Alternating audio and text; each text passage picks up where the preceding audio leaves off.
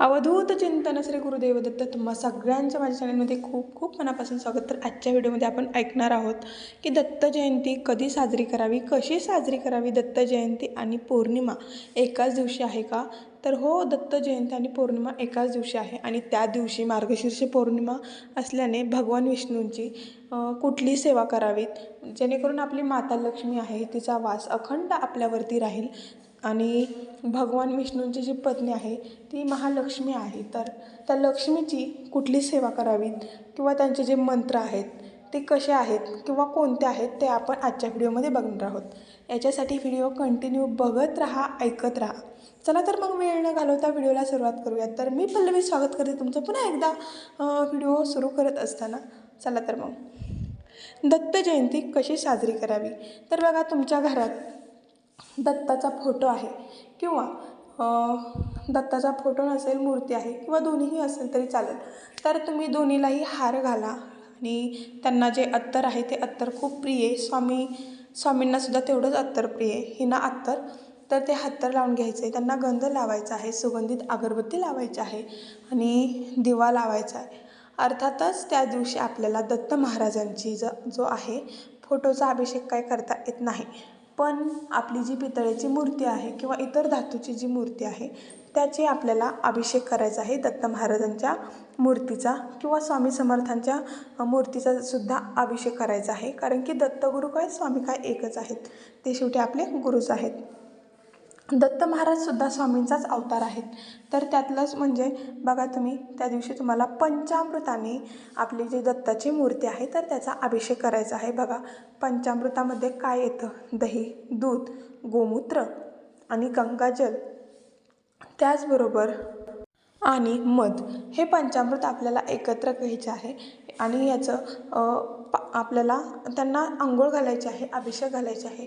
श्री स्वामी समर्थ, श्री स्वामी समर्थ, श्री स्वामी समर्थ, श्री स्वामी समर्थ 11 वेळेस म्हणायचं आहे. आणि त्याचबरोबर आपल्याला त्यांचा अभिषेक घालत असताना स्वामी समर्थ म्हणायचं आहे. दत्तगुरूंचा तुम्ही अभिषेक करत असाल तर श्री गुरुदेव दत्त, श्री गुरुदेव दत्त आणि त्यानंतर श्री स्वामी समर्थ, श्री स्वामी समर्थ आपल्याला असं करून यांना अभिषेक घालायचा आहे. त्यांना स्वच्छ वस्त्र परिधान करायचे आहे. त्याचबरोबर त्यांना गंध लावून घ्या. गंध लावल्याच्या नंतर हिना अत्तर जे आहे त्यांना लावून घ्यायचं आहे. ते त्यांना खूप प्रिय आणि आपल्यावरती त्यांची अखंड कृपादृष्टी राहते. त्याच्यामुळे त्यांना हिना अत्तर लावा, सुगंधित अगरबत्ती लावा आणि धूप दीप अगरबत्ती लावून त्यांची छान आरती करा. आरती ह्या 5 म्हणायच्या आहेत. गणपतीची आरती, शंकराची आरती, श्री स्वामी समर्थांची आरती, गुरुदेव दत्ताची आरती आणि आपल्याला गुरुदेव अक्कलकोटची जी आरती आहे ती एक आरती अशी म्हणायची आहेत. अशा आपल्याला 5 आरत्या म्हणायच्या आहेत. तर त्या 5 आरत्या तुम्ही यूट्यूबला लावून घ्या, सर्च करा, तिकडे तुम्हाला मिळतील. नसेल तर पुस्तक असतं, त्या पुस्तकामध्ये सुद्धा आपल्याला आरत्या मिळतात. तर त्या आपल्या आरत्या ज्या आहेत त्या म्हणायच्या आहेत. सगळ्यांना आरती द्यायची. त्यानंतर आपल्या स्वामींना, गुरुदेव दत्तांना बेसनाचे लाडू हे खूप आवडतात. तर नैवेद्यामध्ये बेसनाचे लाडू किंवा जो शिरा आहे, शिरा आपल्याला ठेवायचा आहे प्रसादात. काही ना काही, तुमच्याकडे काहीच नसेल, दूध साखर दिलं तरीही चालतं, फुटाणेसुद्धा ठेवले ना तरीही चालतं. स्वामी काही मागत नाहीत हो, दत्तगुरू काहीही मागत नाहीत. ते फक्त आणि फक्त आपला वेळ मागतात. तर तो वेळ त्यांना देणं खरंच खूप गरजेचं आहे. आणि आपण कुठेतरी कामात असतो, त्यावेळेस आपल्याला वेळ मिळत नाही, हे सगळं करणं जमत नाही. त्यातूनसुद्धा वेळ काढायचा असतो आणि आपल्यासाठी नाही तर त्यांच्यासाठी. आणि आपण हे सगळं करतो त्यांच्यावर उपकार वगैरे असं मानायचं नाही. आपण करतो आपण आपल्या स्वार्थासाठी. काहीही मागू नका, न मागतासुद्धा खूप काही मिळतं.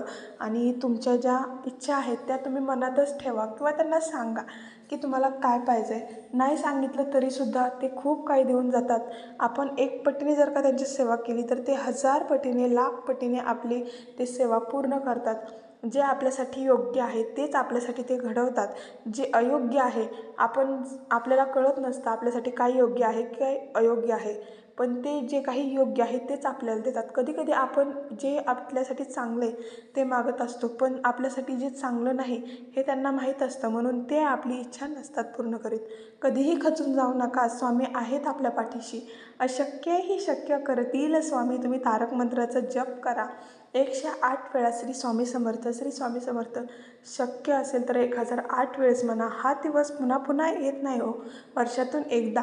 तर दत्त जयंतीनिमित्त श्री गुरुदेव दत्त, श्री गुरुदेव दत्त त्यांचं नामस्मरण करा.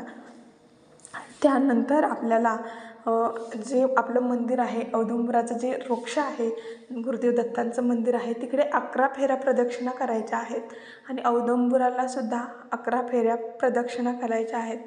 आणि त्यांच्यापुढे नाक घासून त्यांची माफी मागायची. स्वामी, मी हे पारायण करत होते, किंवा काही जरी तुमच्याकडून पारायण नाही झालं, वेळ नाही मिळाला, काहीही करणं नाही झालं तरीसुद्धा, स्वामी माझ्याकडून चुकलं हो, मला माफ करा, मला वेळ नाही मिळाला, किंवा माझ्याकडून ते घडलं नाही, मी केलं नाही, पुढच्या वेळेस मी नक्कीच करेल.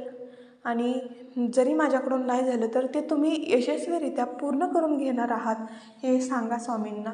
आणि त्यानंतर त्यांच्यापुढे बसून, पालथ्या मांड्या घालून त्यांच्यापुढे बसून व्यवस्थित त्यांच्यापुढे नाक घासायचं आहे.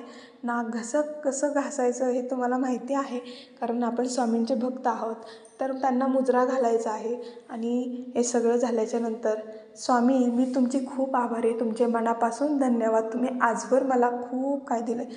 मी कितीही तुम्हाला थँक्यू म्हटले, धन्यवाद म्हटले, तरीसुद्धा जो तुम्ही दिलेलं जे काही मला यश आहे, जे काही तुम्ही मला दिलेलं जे फळ आहे, मी हे कधीही आयुष्यात विसरू शकणार नाही, असं काही आहे, असं स्वामींना तुम्ही याला सांगायचं आहे.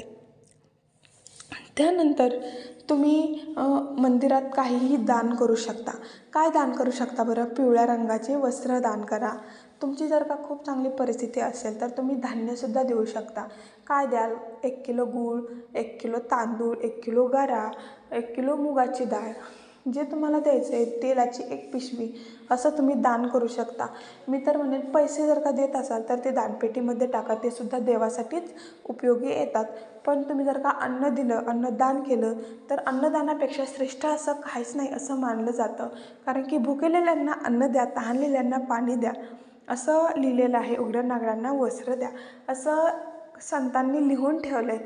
त्यातलेच म्हणजे हे आपल्या गाडगेबाबांनी लिहून ठेवलं आहे. पण स्वामीसुद्धा हेच म्हणतात, उघड्या नागरांना वस्त्र द्या, तहानलेल्यांना पाणी द्या, भुकेलेल्यांना अन्न द्या.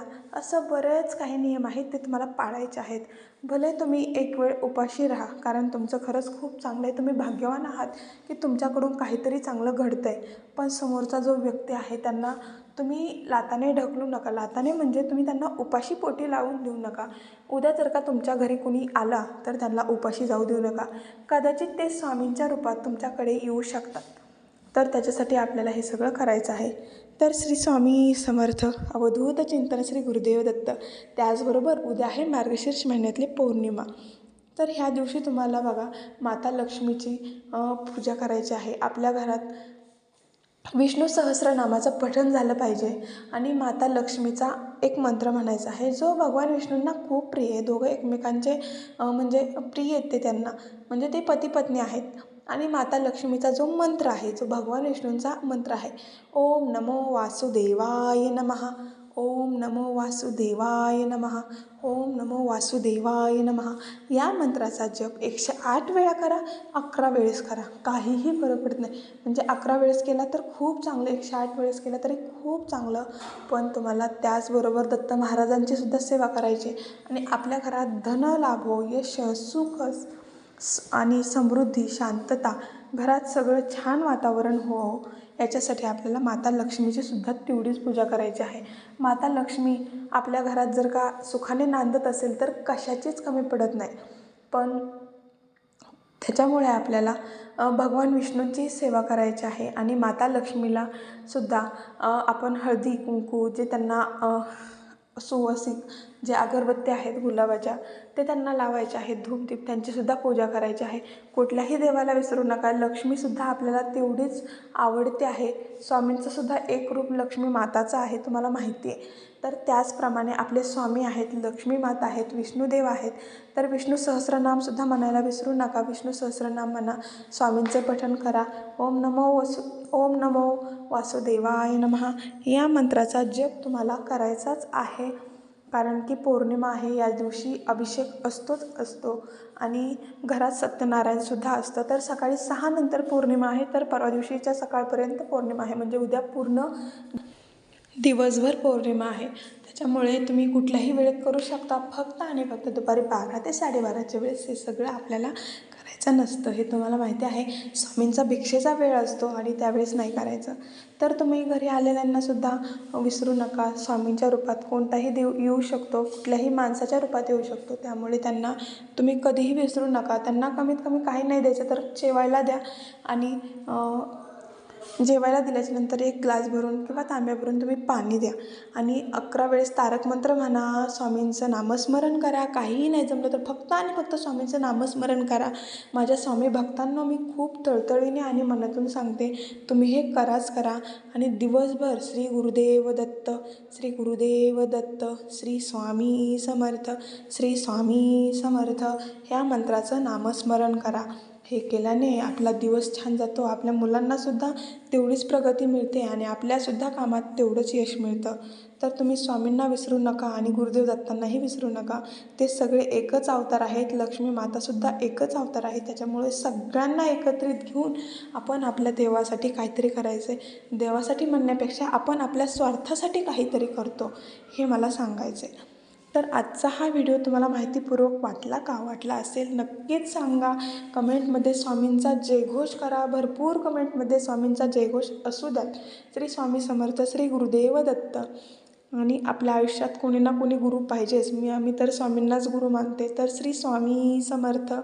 तुम्हाला व्हिडिओ आवडला असेल, माहितीपूर्वक वाटला असेल, नक्कीच चॅनेलला सबस्क्राईब करा, व्हिडिओला लाईक करा, कमेंटमध्ये श्री स्वामी समर्थ लिहायला विसरू नका. आजचा हा व्हिडिओ मी इथेच थांबवते. पुन्हा एकदा तुम्हा सर्वांना श्री स्वामी समर्थ, श्री गुरुदेव दत्त. धन्यवाद. नमस्कार.